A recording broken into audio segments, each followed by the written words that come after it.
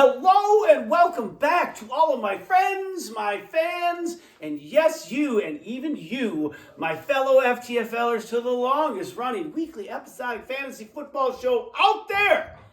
It's time once again for the FTFL weekly update, and as you know, I am not just a host. I think if I was just a host, I would be really short selling on a lot in life. Because if you're only going to do just one thing, I guess unless it's one really amazing thing, but that's not it. Because I am also the two-time league champion. Yeah, you know what? You hold up your three fingers. Here's what I'd like you to do with them. Why don't you take them, shine them up real... You know what? Never mind. I should be in... We were going to get into this later. I haven't even finished the opening yet, and I'm already upset. You're laughing because you know I should be in the playoffs, and you would be afraid to be playing my team. Instead, you get the B team, but we'll get to that in a little bit. Not only am I the host, the two-time champ, but of course, that Christmas spirit that will carry you through the next week or so with you when you're with your family, stuffing yourself, and you're thinking, all I want to do is go home and lay in bed. But alas, who knows when you're going to see some of these people again? So you need to make the most of it. Buckle up the pants, pull them up, get excited, be jolly, and have yourselves a wonderful Christmas. That's right, it is I. My hat got stuck in my glasses. Brett Sieber. Welcome back to the FTFL Weekly Up. Because I did not come alone. The commish is here, the commish. Now, I don't know if you were going to make any sort of commissioner-type rulings here, or if you're just here to gloat that your team is in the playoffs again. Not to gloat. Gloat. Have a bye. Mm-hmm. Just relaxing, taking the week off. Yeah. Getting ready. Any comments, thoughts on the ridiculous state of the league right now? The complete upside down nature of it all? I think this is fantasy football every year. There's somebody that's really happy. There's somebody that's really sad. And this guy. Usually it's Sid's happy and you're sad. That's just the way it usually is. You know what? Okay, you know what? Listen, I understand that every time Sid touches something, it turns into fantasy gold. It is mind-boggling. It is amazing. Mind-boggling how he does it. Meanwhile, two others who have turned this fantasy garbage into, I guess, what might become fantasy gold, John and Peter, both won. They both won this week. Oh, I should do this. Sorry, John. Oh, speaking of John, get this. What? Bart called me and said, we got him. He said, we got him. What? He said, he will be here tonight. JL is alive and well, and he's all yours. And I was like, well, I don't know why he said JL, because we all know it's John Linkowitz. But tonight, he said today, here, I don't know when. What?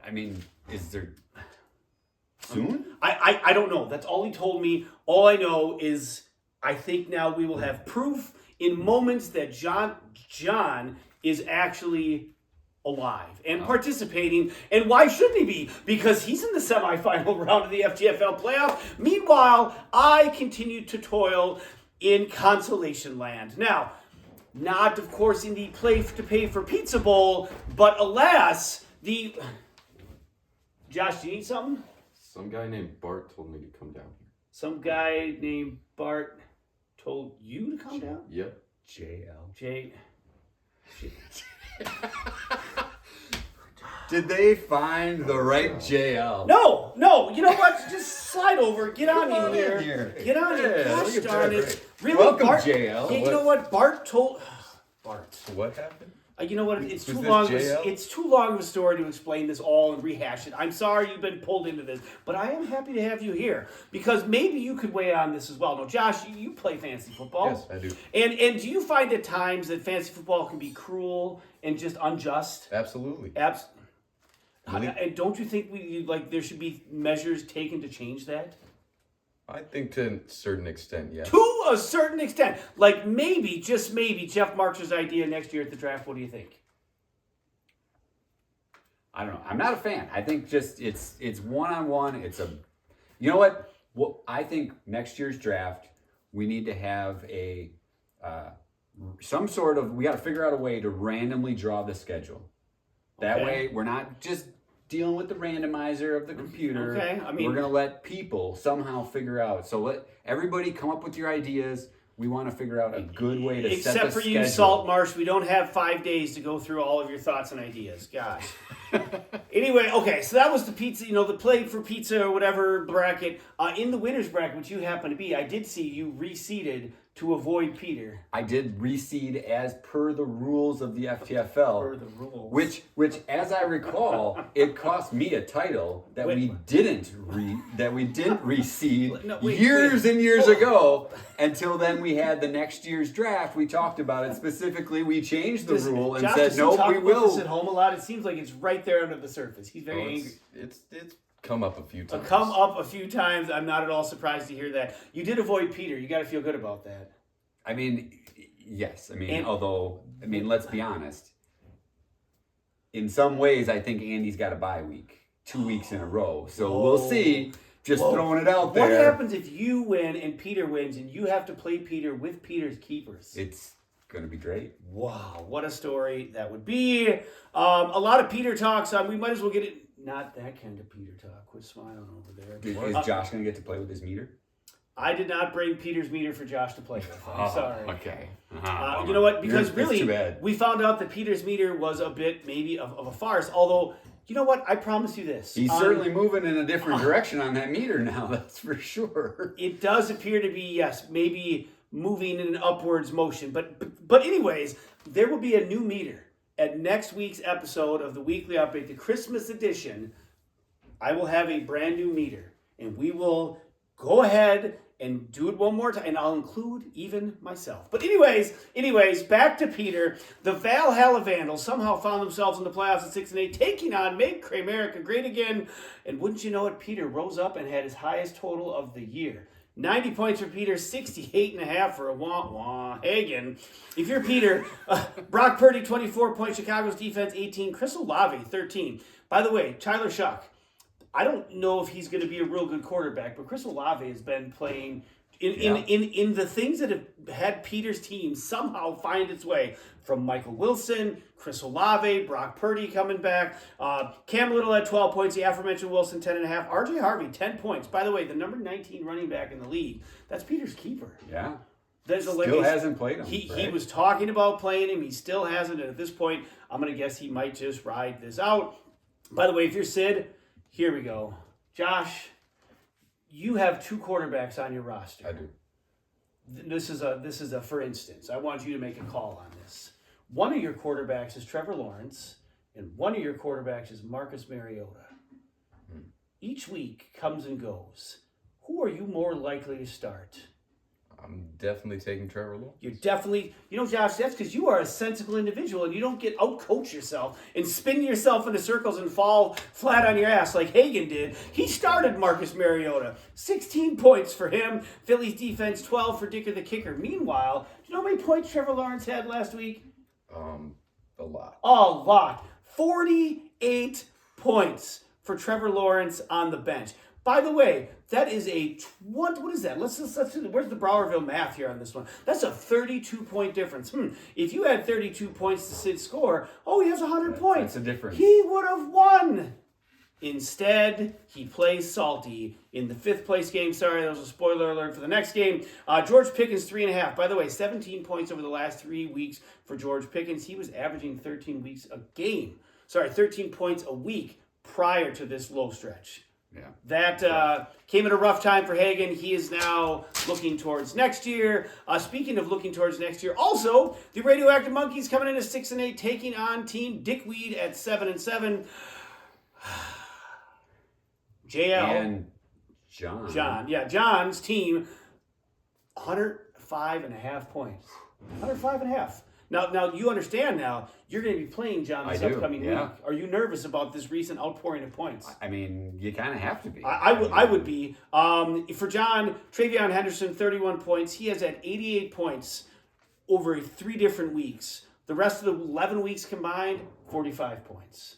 That's the definition of boom or bust, right? Well, I'm hoping he's in that 45 category next week.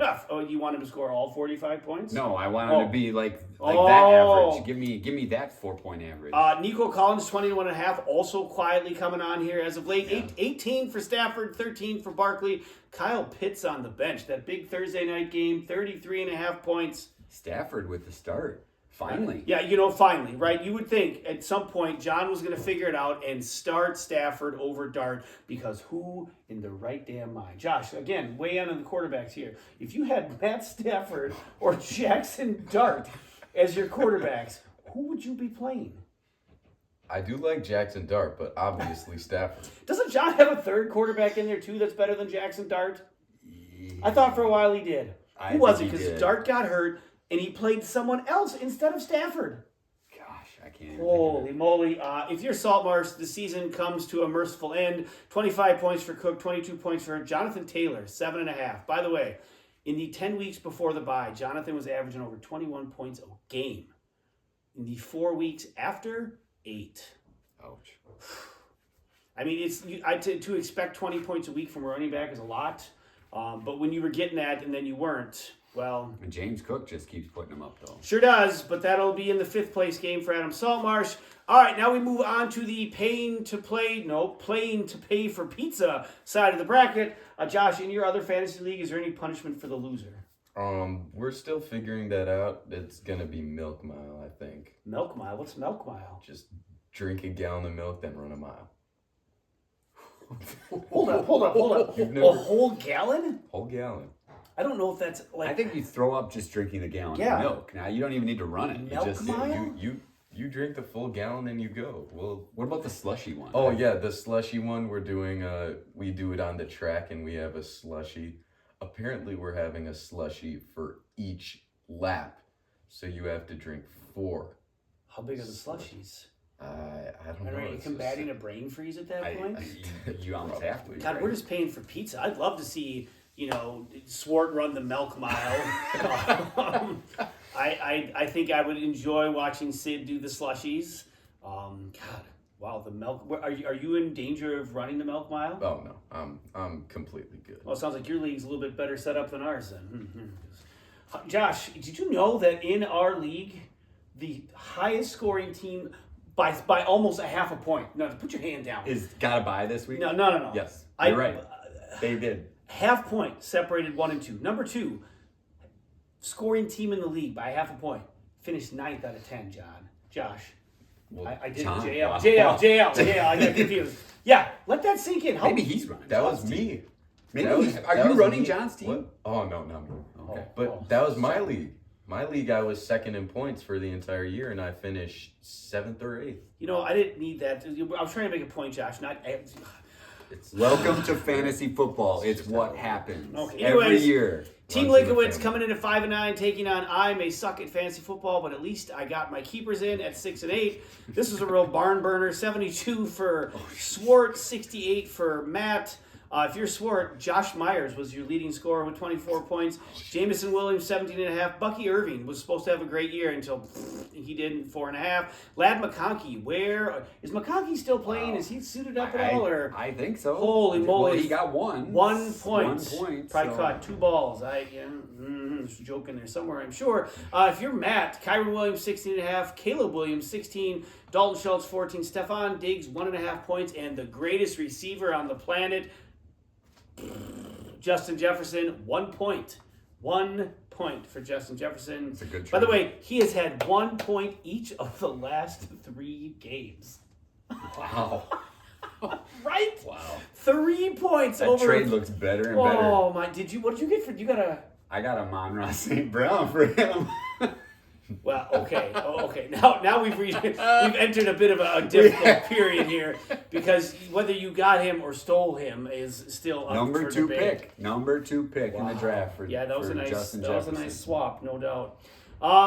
So Swart with the victory does not have to play to pay for pizza. Matt, however, will head back into the pizza bowl and face a familiar foe, because that's right, this week I absolutely tamed my hotspot. I took my hotspot to the limit and it tapped out. The Hulkamaniacs came in at 6 and 8. My hotspot came in at 6 and 8, and wouldn't you know it, for the 2nd week in a row, I almost doubled somebody up. Real shocker that my team continues to roll. 114.5 for me, 58.5 for Jeff. Terrible. Travis Etienne had not 1, not 2, but 3 touchdowns, 21.5 points. Trey McBride, 26 points, thank God. Kyler, Stupid Face Jr., Murray, wherever you are, I appreciate you for not playing. In a time of year where we want to, be appreciative of all we have, I appreciate that you're not playing. 26 points for him, 20 points for Bijan, 16.5 for Nakua. Michael Pittman, 1.5 points. Cortland Sutton was on my bench with 15.5, didn't really matter. If you're Jeff, Lamar, 14, Jake Bates, 11. Brown is, what do we think? Chase Brown. Probably. Chase Brown, that's his running back. So I'm glad you're here to read my crappy writing. 9.5 points for him. The first pick of the draft this year, Austin Genty, wasn't complete. Where did Genty go in your draft? I think it was 13th. 13th overall in a complete redraft. In a redraft, yeah. But that person's upset. Oh yeah. Yeah. Okay.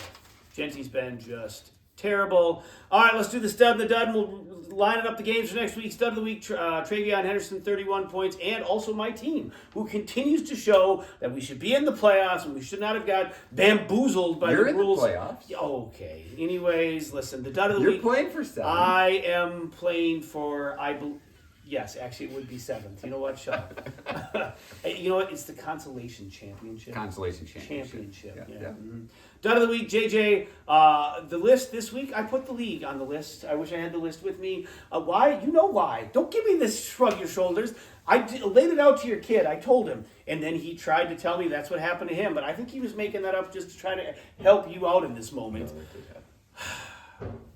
It shouldn't be like this. It happened to me just a couple years ago. Led the league in scoring. Didn't make the playoffs. It's what happens. You know what? Okay. You know what? We're going to move on. We're moving on. It's luck. It is. It's truly, in the end, all luck. Here we go. Playoffs week 2 in the winners side of the bracket. The Mixing Cocktails coming in at 10-4, taking on the Valhalla Vandals at 7-8. The Pack Attack at 9-5. 9-5 is not a real impressive record, I'll be honest. That was 3 games ahead of where I was at. And by the way, I wasn't in the playoffs. The team Dickweed, you're taking on John at 8-7. Look at John, 8-7. 8-7. Right, not bad. Well, that's because he won last. I'm like, why is his numbers not add up to yours? In the fifth place game. Fifth place game. God, the fifth place game. That's nope. Okay. It's like 2:00. I haven't even had anything to drink. My God. That's the problem. You know what? Solutions abound. Fifth place game, Make America Great Again, take the 9-6, taking on the Radioactive Monkeys at 6-9. Consolation Championship game will feature the Hulkamaniacs at 7-8, taking on Team Linkowitz at 6-9. And last but not least, in a rematch of last year's Pizza Bowl, I may suck at fantasy football, but at least I got my keepers in. Gonna take a run at my hotspot at 6-9. Jeff paid for pizza last year. Will Jeff pay for pizza again? It's a pretty good chance. Or will it be Fireball on the pizza? Ooh. And Matt will claim the crown? I mean, either way, we win. Either way, we win indeed. And that will wrap this up. Next week, the holiday edition, as we prepare for the Fantasy Bowl. 2 weeks to go. This is not the right JL. I don't know how we're going to wrap this all up. But you know what? I guess that's for another day and another time. Thank you both for joining me. Yeah. JL, Kamish. And until next time, peace!